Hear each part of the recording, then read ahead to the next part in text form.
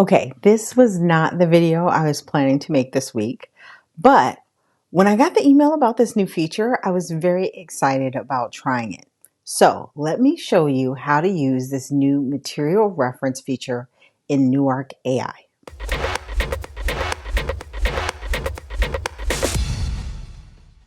Welcome back to my channel. My name is Mikkel Drew Pelham. I talk about digital fashion design software and communication for fashion entrepreneurs on this channel. So if that's something you're interested in, make sure you subscribe and hit the notification bell. NewArc was actually my first foray into AI fashion apps. I talked about it in this video, and I really liked their tool, still do. But there have been so many others that I'd been playing with, I hadn't had the opportunity to go back to it. Meanwhile, NewArc has been improving, much like many AI tools. I've been getting the emails about the updates, and I'm like, yep, that's cool. That's cool. That's great. Then I got this email this week, and I was instantly intrigued because, one, it's still the sketch to render function, which, if you've been watching my other AI videos, you know I am a big fan of. And currently, I feel like it's the most valuable AI creative function for a designer. And then, if you saw this video, you saw me use the mix module, which allows you to mix a photo with a fabric, which is a very cool feature. The problem, however, is that very cool feature comes with a very high price tag, one that is a little too high for a freelancer or indie designer. So when I got that email from NewArc this week, I was very excited to try it. NewArc's pricing is tiered and much more indie designer friendly, so I was really hoping it worked the way the demo did. And y'all, it does. Let me show you. Now, Ivan, who is the founder, does a really great job of creating short how-to videos on a lot of these functions. So if you're still not clear on what you need to do once you see my video, you can check out some of his as well. And many of them are linked within NewArc. But what I also like is that working in NewArc has always been pretty user-friendly. When I first experienced the app, I just started clicking around, and when I went back to it again in this video, it was still just as user-friendly. Once you've started a new project, you're going to input your image. And most of my images are Illustrator sketches, but you can use hand sketches as well as photos. Next, you need to add a prompt. And if you've watched any of my previous AI videos, you probably already know I am not a fan. So I'm very much appreciative that there is an AI tool that helps you get started with the prompt. It gets you most of the way there, and then you just need to fill in a bit more detail like the fabric and maybe the color. So you can add things to the prompt like cotton, leather, brown leather. Next, you're going to upload a material reference. And my first instinct is that it should be a clean, smooth fabric swatch, but I did experiment with some that are a little more rumpled, or you know how sometimes they show the fabric and it's a little scrunched? And those did work just as well, so don't worry if your fabric swatch isn't pressed flat. Once you upload the swatch, it takes you to a screen to mask the area where the material will be applied. And all that means is that you need to color in the areas where the fabric should be shown. You might think that's everywhere, but if you have trims like zippers, or maybe you're doing something that's color blocked, it's possible you don't want everything to have that fabric. So at this point, you're literally just coloring your sketch. There's a brush, an eraser, and a bucket, which I discovered later that came in very handy.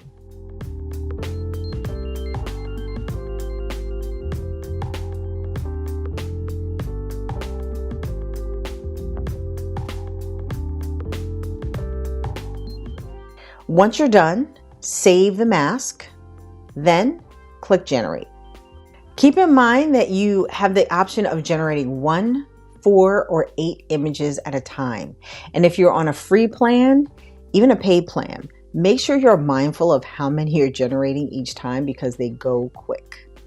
So here were my first results, and I'm not mad at these at all.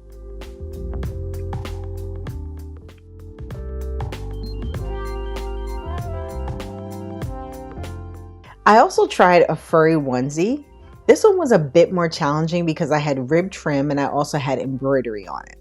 The first time I generated it with a really furry fabric and it came out a little crazy. Like it really did look like a monster. The second time I used more of a Sherpa fabric. Initially the fabric looked like it had been scaled up, which I think probably was why the first one ended up looking like a monster.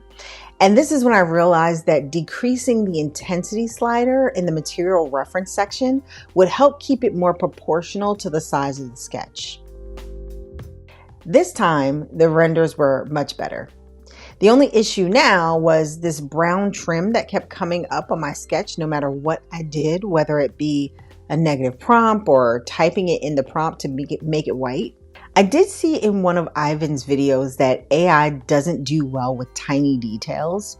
So I'm thinking the rib fill I added to the trims were just too fine for it to interpret it correctly. Going forward, I'd probably just leave those parts white and either add the rib trim later as an overlay in Photoshop, or maybe try to add it to the prompt and see if the AI can generate it for me in the rendering. The next thing I tried was a sneaker sketch. And another cool thing about this material reference feature is that you don't just have to use fabric as a material reference. You can pretty much use anything. So I decided to use a purple iridescent DeLorean. This time when I created the mask, I used the bucket, which works exactly like the paint bucket in Photoshop, and masked all the little areas of the sneaker very quickly. And after generating, these were the results. Pretty cool. The last thing I tried was an accessory, which is where I think NewArc really shines the most. This time I uploaded a hand-drawn bag sketch and added a snakeskin leather material. Created the mask.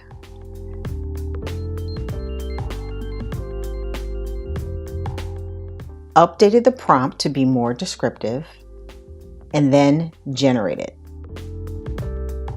I think these came out the best. They look good.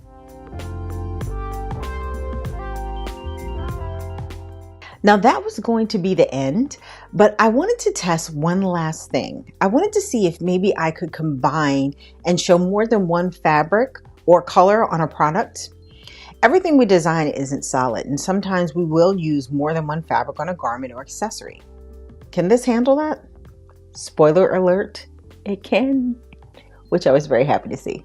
I'm going to use the sneaker again and choose the first material. When you get to the screen to create the mask, you're going to color just the areas where you want this particular material to go. Save the mask and don't forget to bring down the intensity of the material. Then upload your next material reference and again, color in the areas where this new material should be. Save the mask, adjust the intensity, and finally, update the prompt as needed to be more descriptive of the materials you're referencing. Then, generate. And here are the results. Okay, these might be even cooler than the handbag. Okay, I'm a fan. I like it a lot. And I actually think that this could do what I wanted Mix to do, which was just to visualize new fabrics and carry forward bodies.